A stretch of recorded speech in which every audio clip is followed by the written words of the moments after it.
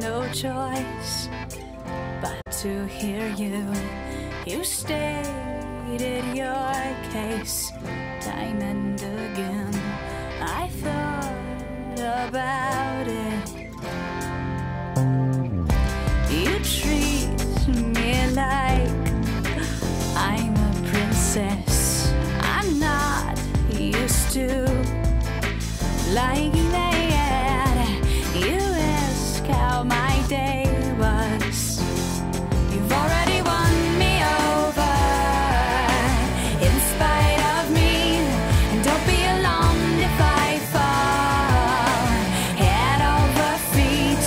And don't be surprised if I love you for all that you are.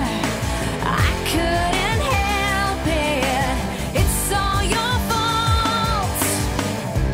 Your love is thick and it swallowed me whole. You're so